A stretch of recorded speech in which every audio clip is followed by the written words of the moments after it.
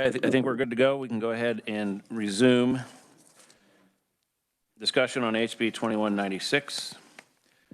And I'll turn it over to Senator Olson, Chairman Olson, for discussion on the questions that we had outstanding. Okay, I think I'll start with the improper payments. We don't have a problem putting that piece back in. Just one way we'd like to write anybody that got an improper payment that refunded it or was paid the state back, then that money wouldn't go against as an improper payment because they've obviously paid it back. Yeah, I think we had that wording in the original bill where the Department of Labor had an issue with putting the improper payments in and then having collecting them back down the road. They didn't want the money that they collected back down the road to go in also, so it would be like a double dip. And so I think we had that worked out in the language before. So Okay. I think that's what the intent of the bill was. Yeah, if we can keep that, then that's great. Then on the reemployment plan piece, a lot of that was done because Department of Labor and Department of Commerce didn't want duplications there. And that's why they cleaned that up, I think, a little bit. I'd like to let maybe Peter Brady talk on the why they think the mainframe piece to April 5th should be in place, and maybe talk about that reemployment piece, if that's all right with you. Yeah, that's fine. Peter Brady, if you want to come up here Peter Brady from the Department of Labor is here with us. I did want to address the my reemployment plan. The Department of Commerce had one change that they requested, and that was a reporting, something to do with reporting between the two so that they can track it better. And I don't know if they've met with the Department of Labor or not, but I sent that over to Charles for a change, and I think he understands what they're looking for. So with that, I'll turn it over to Peter Brady. Yeah, thank you, Chairman. Peter Brady, Department of Labor, Deputy Secretary. On my reemployment plan, I just spoke to Commerce. That will not be an issue. We're just exchanging additional data we already have for part of that my reemployment plan. The one other piece that I think we had talked about during committee but is not in this bill is a date for when that will be in effect. Putting this in place is going to require us and the Department of Commerce to set up different data exchanges for the claimants that would be claiming, then would go to my reemployment plan, and then anything Commerce has to report back to Labor. We had talked about June 1st as that date of this is when it's in effect. Again, that's just to make sure that both Labor and Commerce have time to get those data exchanges automated and in place. So there was a announcement from the governor's office on a reemployment plan. Are you doing that currently? Yes, we are. Okay. And so you need until June 1st to institute the differences between the two? Yeah, so RESCA identifies a limited pool of claimants who are identified as likely to exhaust benefits prior to becoming reemployed. We would be expanding that model from a very limited universe to all claimants that meet the criteria in my reemployment plan. I don't have a problem with June 1st. Okay. On that. And I think the other piece that Chairman Olson asked that I clarify is the reason for the move on the 26 weeks from April 1st to September 5th. So the week ending September 4th is when all of the federal programs, FPUC, PEUC, and PUA all expire. You were correct, Chairman, in that the previous system, we had the thresholds for, depending on the state's unemployment rate, how many weeks were available. So that component's not difficult for us to implement. However, the regular UI program, PEUC, and FPUC are all intertwined on the mainframe. So if we make any changes now, that's likely to cause issues just based on what we've seen over the past year. If we can do all of it, the change in regular UI, and get rid of the federal programs in September, we're less likely to have a lot of issues. So that was the reason we brought that forward. I've got two questions. First, what are you doing right now? Because the extension of the 26 weeks sunset on April 1st, 2021, and that date has expired. So how are you handling that change right now, or are you not?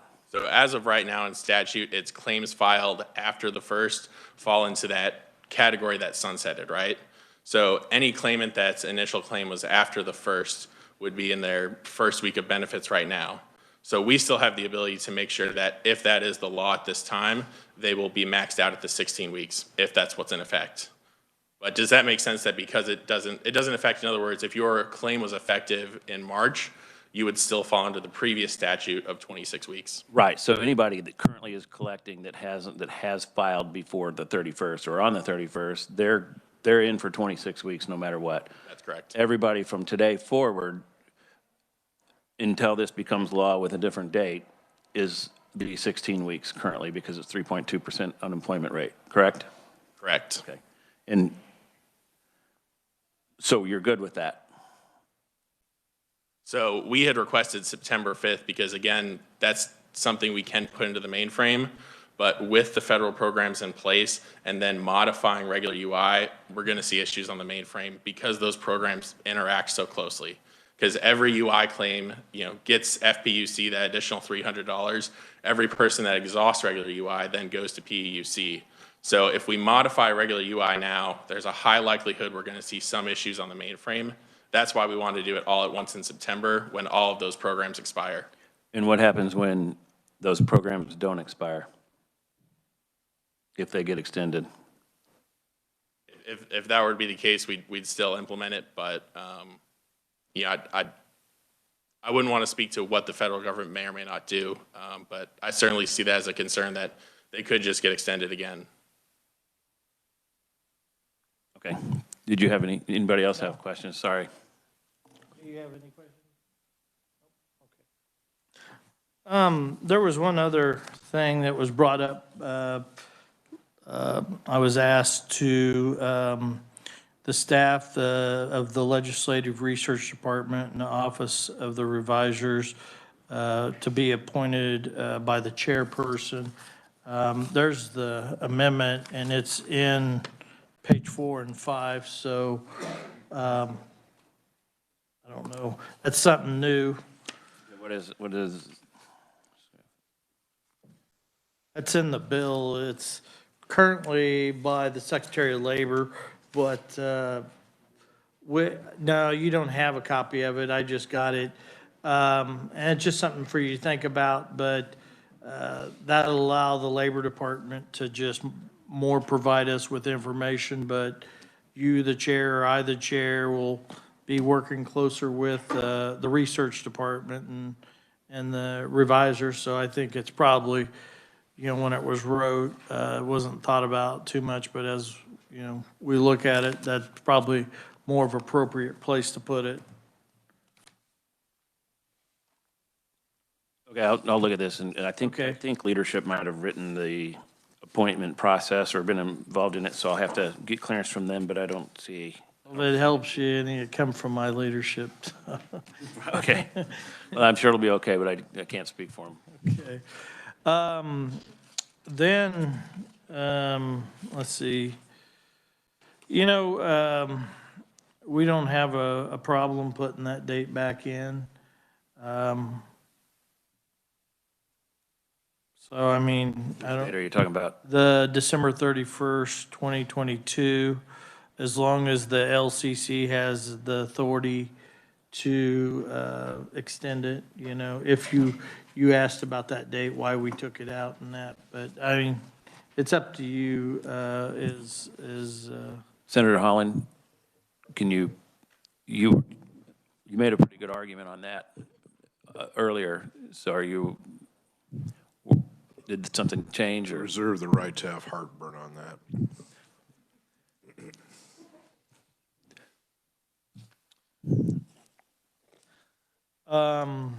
I don't know, I think that answered the questions you had of me. We had the squaring up after the audit comes in, if it was greater than 450 million or 500 million, whatever was going to go in. Couple things, and we want to put not the legislative post audit, the audit that's being done by the council that the council approved, the external audit, that will be the audit that will set the second 250 if it goes in. You're talking if it's over we'll say 500, just for my sake. You could say 450. Yeah, my major concern is that money coming from the general fund. I have concerns that that could put us out of compliance with the COVID relief money if we do it like that. I don't know. I mean, that's what I heard. So I think we need to think about how we do that. Okay, I know that we worked closely with the appropriations revisers when we wrote that part. We would leave the part out that had us taking money out of the trust fund if it was too much. So the way your bill is currently written is 250 goes in, and then another two, or up to another 250 based on the audit. Right. That solves the possible problem that we would have to take money out of the trust fund if it was too much, if it wasn't enough. So that was the only issue that we had there with the U.S. Department of Labor saying that we couldn't remove money from the trust fund if we had overfilled it Yeah. because of fraud. But reimbursing it for fraud and improper payments was never really an issue. It was just as appropriated by the appropriators to find the money for over a 5-year period. Yeah, I want to make businesses whole, and that is my concern. I just don't want to put something in that would jeopardize any funding. So I think before we go down that rabbit hole, we would probably want to confirm that we, so Yeah, I I'd agree. like to hear what you got and how you, but I mean, I'm not against it. I want to make businesses whole in this fund. I'm not looking to put $1 more, but not $1 less either.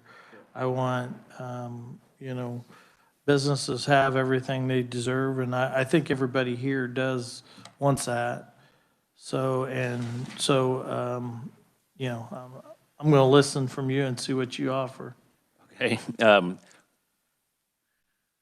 The language that we had in there said that after the audit was done, actually it said on December 31st, 2022. So the audit actually ends in May, I think, or the audit is over in May. I think it's a preliminary audit in May, and then the final report is in September.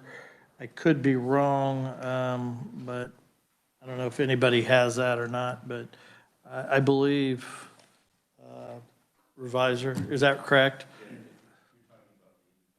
Yes. I don't know what happened to my phone. I had it on my phone. The independent audit, though, is only through March of 2022. And then there we had that the Department of Labor would tell us at the end of 2022, December 31st, 2022, Charles, the language that we had in there for the squaring up of the appropriations, I believe at the end of 2022, they would have a certified number of what the, There was a preliminary date and a final report date. That's what I recall. It was it May and then in September. September, yeah. But the squaring up language was as of December 31st, 2022. I think I've got it from the previous bill.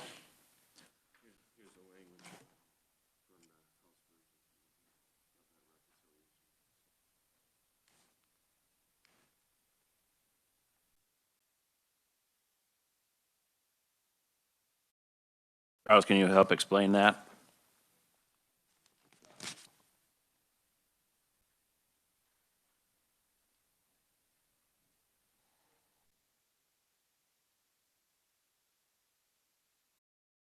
Can you use the microphone, please, so people can? Chairman, members of the committee, so the reconciliation provision that was in the House version of the bill was set up that the Secretary was to review information from the federal government with respect to the amount of improper payments and also the amount of fraud for the period beginning on March 15, 2020 through December 31, 2022. And so if the way it was set up is if the full appropriation was not made, and that's pursuant to Section 6, which of course in the House version was $450 million, the Secretary shall determine the amount of the improper payments within 60 days of that information, certify it to the Director of Accounts and Reports, and any additional information with respect to fraudulent amounts within 60 days. And then the Secretary, upon receipt of the certification, the Director of Accounts and Reports transfers an amount equal to the amount certified from the State General Fund to the Employment Security Fund. And if then there's a provision that the governor can pick a different fund subject to approval by the State Finance Council. And if there's a provision here that you were referencing earlier, excuse me, if the Secretary recovers any improper payments from any party, the improper payment shall be remitted to the State Treasurer in accordance with provisions of statute, and upon receipt of each such remittance, the State Treasurer shall deposit the entire amount in the State Treasury to the credit of the State General Fund. Yeah, I don't think we can do state treasurer though, because then we'd be in violation of the funding. Could be wrong. And then the provision goes on that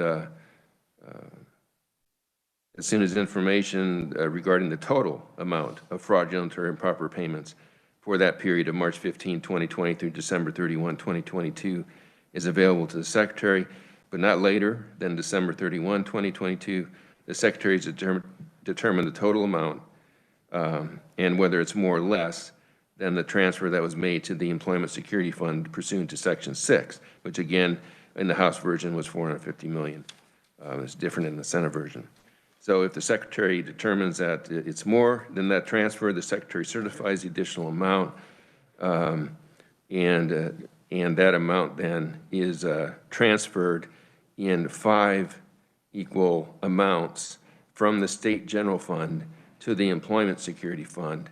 Am I saying it wrong? Oh, sorry. Peter, do you see, when we first discussed that, that wasn't one of the issues that you guys raised, your department raised, as far as the squaring up of the fund? Is there a new issue with that, or can you opine to it? Yeah, Chairman, so when we had the House version of the bill prior to amendments, we did send that to the U.S. Department of Labor for their conformity review. That was not a section which they thought a conformity issue existed at that time.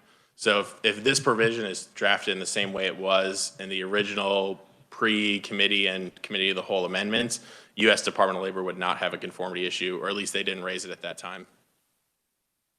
Okay, thank you. Notwithstanding the 450 or 500, we still have to work that part out. Okay.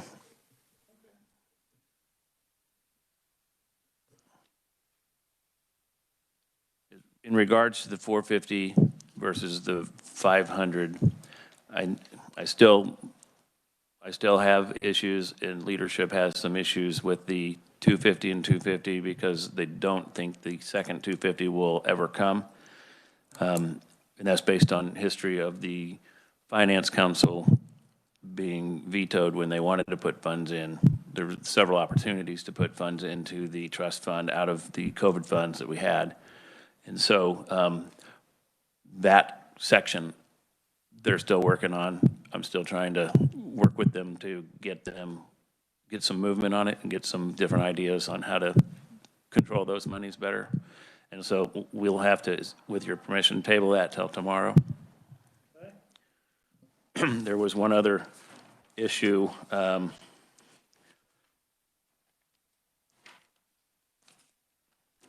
Or there are 2 more things, I guess. The first one is the my reemployment plan. We addressed the issue with the Department of Commerce, Department of Labor reporting, and that's part of it. I have an amendment for that. Charles, do you have that? Oh, that's right, okay. He he hand wrote it, but he has the Department of Labor issue in there that, and Commerce in there that nobody seems to have an issue with. I also wanted to make a couple of other changes to that, my reemployment plan. The version that came over to you had all the roles mixed up, depending on who did what, but we've straightened all that out. But it also had no later than 4 weeks. They had to turn in or a claimant had to turn in a resume or a skills list. And the new version has the Department of Labor reporting to the Department of Commerce after 4 weeks, and then that would start that process. I would like to get people engaged in reemployment a lot quicker than 4 weeks, and so I'd like to change that to after 2 weeks to initiate that process.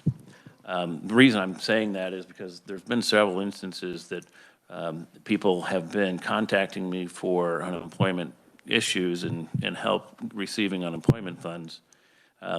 When I help them, I also get a resume from them, and I have really good luck of finding them a job and really quickly.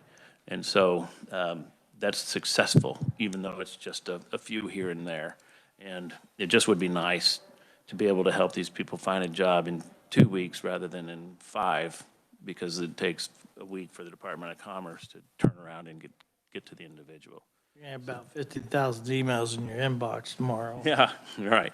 Well, we have had quite a bit of success finding people employment. So what are you wanting to do? You're wanting to speed up the process, 2 weeks, and then 2 weeks to get back, so the total of 4 weeks? It would be 2 weeks to start to report to the Department of Commerce. Department of Commerce would probably take a few days to send notification to the individual to get. They have 2 weeks. Then they would have a week once they received that. So you to want to get do back. everything in 3 weeks? Well, it'd probably be 4 weeks, because it would take Department of Commerce a week to turn it around. David, you want to come up and, I mean, is it possible to do it that quick? I mean,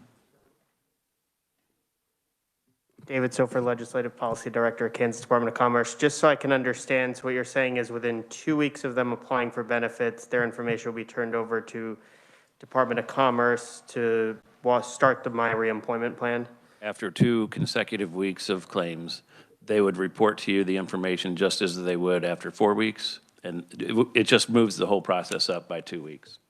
Yeah, I mean, I don't see why not. I would imagine it just would probably obviously add a lot more claimants. So from a staffing perspective, I think we can handle it. I'd probably want to just double check with our Kansas Works team, but otherwise, I mean, from a technical sense, I don't see why we couldn't. But it would just add a lot more, I guess, staffing related needs. But from a technical sense, we have no issue with it. let's think about that, okay? Okay. I don't want to give a final commitment on that, so. And then I would like some clarification on, we're excluding people that are laid off that have a future hire date. And so if somebody is laid off, say, for 2 months, and they're expecting to come back in 2 months, we're going to pay them unemployment for 2 months, 8 weeks, without having them look for employment, and that's current law. We're supposed to make them all look. Anyone that is collecting unemployment should be ready and available for work and should be actively seeking work.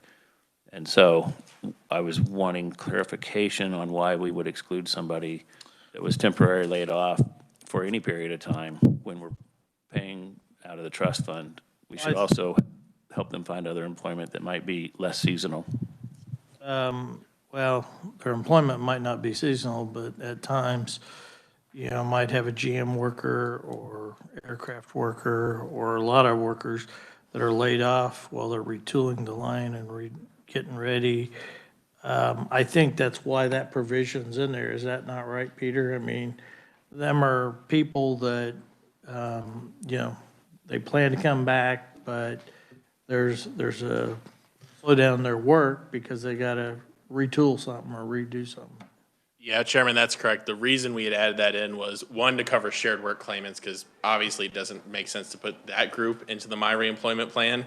We also did the temporary layoff with a defined return to work date, because it's a lot of the examples that Chairman Olson was referencing, you know, a layoff at a factory, something like that, where they know or have a pretty reasonable assurance that they will be returning to that job.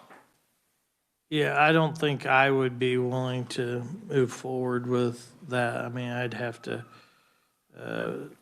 say no on changing the bill in that way. That's, I think, you know, these people got good jobs. They're, you know, it's a temporary situation where they're going to go back to work at a high-wage job. I don't see them should have to, you know, look for work. So, Okay.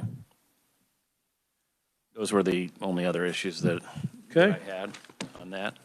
So it sounds to me like we're in agreement on almost everything, with the exception of the dollars that we'll discuss tomorrow, and the date of the current sunset of April 1st that has already happened. Yeah, I mean, I don't know if you looked at the 14 days on the setting the council up. I mean, that makes sense. We were fine with that. Okay. So I think we've got, yeah, just a few things. You know, I like the 500 million method that we put together. But yeah, I agree on the audit. A lot of the things you asked me. But there's a few things like what we just discussed, the reducing that to 2 weeks and from 4 weeks on the work you know, the commerce piece. And so, yeah, I mean, we're pretty close, just probably got 2 or 3 issues left. Okay, I do want to talk a little bit about the RFP that went out. And as you know, as we work through this, the main reason that we set up the council was to be involved in the design and the contracting of the program. And it appears that there's a possibility that if this bill may not become law before the RFP close date, and it appears that the administration would be able to contract with whoever they wanted with zero input from employers, employees, and legislators' oversight. So I do have an amendment that would preclude that from happening until the council had a chance to review the information and the LCC would sign off on it. I'd have to see the amendment, but I think we have it, and you don't have to decide on that. We can talk about that tomorrow as well, but Senator Holland has a question. Thank you, Mr. Chairman. I guess I have a question for Department of Labor, if they would stand. So shame on me, but I guess this is probably in the past 40 hours, this is the first I've heard about the RFP being let. What can you tell us about that process? Is this being done through you? Is this department administration? Who's put it out there on the street? Yeah, Senator. So we testified throughout the winter and the fall, you know, about the process we were going through. It starts with the feasibility study. Right. It starts with the high-level plan, all of that stuff. So we have been working with the Department of Administration on all of those pieces to get to the RFP. All of those pieces were submitted by our agency. D of A is the approval authority, so they approved it, and then it goes out into the process. So to answer your original question, the agency drives a lot of it, but it comes from the Department of Administration's procurement division. Okay, so just so I understand, did you guys let it out, or did Department of Administration? It is posted on the Department of Administration's procurement website. Again, it's a joint effort between us and the Department of Administration. Okay, but basically, they drive the procurement process, so they basically review, they approve, they post it. Would that be fair? And then basically, obviously, you're providing input to them, but then are they in fact then actively reviewing the solicitation responses? That's my understanding, is that the Department of Administration primarily drives the procurement side of it. Obviously, we're the technical side of providing requirements, our feasibility study, our high-level plan, all of that stuff. But the actual procurement component is primarily driven by the Department of Administration. Okay. I mean, I guess my thought on this process too would probably be maybe echoing what our chairs, well, I don't want to speak for either of the chairs, but I think this is very important that we have a real team process here from the get-go. And I think it's important from a project management standpoint that all stakeholders' expectations are understood up front. And to the extent that basically the business community or SHRM representatives, anybody on that council who has some input onto this, to the extent that they can have their input heard, if not, since it's already out the door, hopefully prior to that thing, I guess, responses coming in, because I do think a key part of this process is education of the stakeholders as far as what is the methodology for, how they're going to go identify a solution, and in essence, really give our business community, our stakeholders confidence that this approach is going to work. So I would look forward to the amendment, and I think that's a critical part of this because, I mean, we're trying to build confidence of all stakeholders, and I think it means getting, in particular, both employer and employee input up front prior to the horse being out of the barn. It sounds like maybe we're already there, but I would look forward to being sure we have those things in place.